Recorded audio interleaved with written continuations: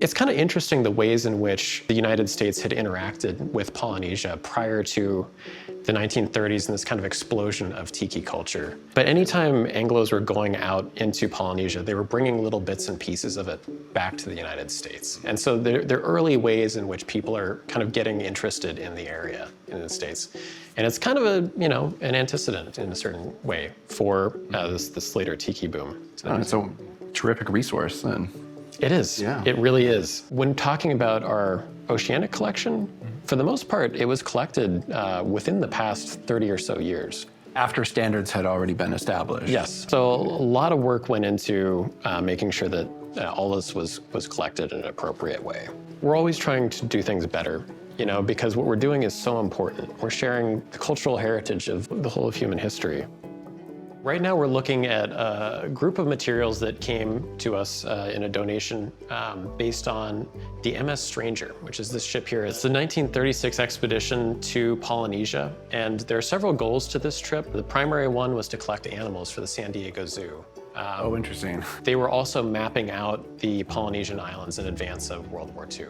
So as a group of about 25 Sea Scouts, Boy Scouts of America, who went with this man, Fred Lewis, who was the expedition leader, and started mapping out these islands. The Boy Scouts were doing reconnaissance for the US Navy? Allegedly. So in 1936, most Americans probably didn't have a lot of familiarity with Polynesian culture. And so these Sea Scouts, as you call them, they were doing some of the same exploratory work that Don the Beachcomber had done personally before he opened his bar. Yeah, and you can see here we have scrapbooks too, which show some of the photographs that they were taking.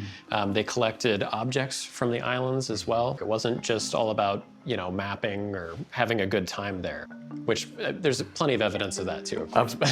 Of course. So these men collected this, brought it back. They did, yeah. And how did it land here at Bowers? Well, that's another interesting question. We call the MS Stranger the voyage of three Freds, because the captain was Fred Lewis, and then the two donors for this donation to the Bowers Museum were Fred Moe Sr. and Fred Moe Jr. And so that's how it came, is one of the boys that was a Sea Scout on the trip actually ended up donating these materials. Various views of firewalkers. Firewalkers. Oh, yep. okay. Society Islands. This is a news clipping from, I don't know, the Santa Ana Register maybe, or? Yeah, we don't have the source on this, unfortunately, but yeah, probably OC Register or something. Right. Early Santa Ana area paper. Orange County Sea Scouts leave today on first leg of worldwide ocean trip.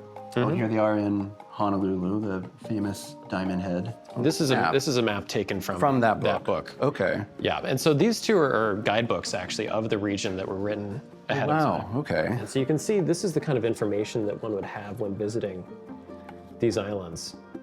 General descriptions of the areas. I mean, it's pretty detailed, especially if you're into phosphate exports. I mean, that's why one would get a book. Right. Nauru's romantic history, though, and look at this. This goes on for a while, doesn't it? It does, yeah. Well, with everything. I mean, this is kind of an early tour book of Polynesia. Yeah. And so again, they're kind of selling this romanticization of the region here, along with phosphate exports. They'll even label it as romantic. So this was before Hawaii was a state, obviously. But it had been part of the U.S. since what? August 12th, 1898. 1898, yeah, there they outline it. Yeah, and the history of Hawaii is really interesting, too. I mean, absolutely. It's another touch point for Americans, for the Polynesian islands, is that, a lot of growers went out there, realized that the land was absolutely great, and then that was what ultimately led to the annexation of Hawaii. So what were they hoping to bring back? So it was a chance for them to get out to see the world. In terms of selling it to their parents, kind of giving them the lease to go on this trip, that was what they were doing, really, is just seeing this part of the world, this, quote unquote exotic part of the world, and getting more familiar with it there. Yeah, I think more than anything, it was probably about self-growth for these young men. Hi, Nathan Masters here. I'm on location and on an active construction site building the next season of Lost LA. I just want to remind you to subscribe to this channel and, more importantly, get the free PBS app.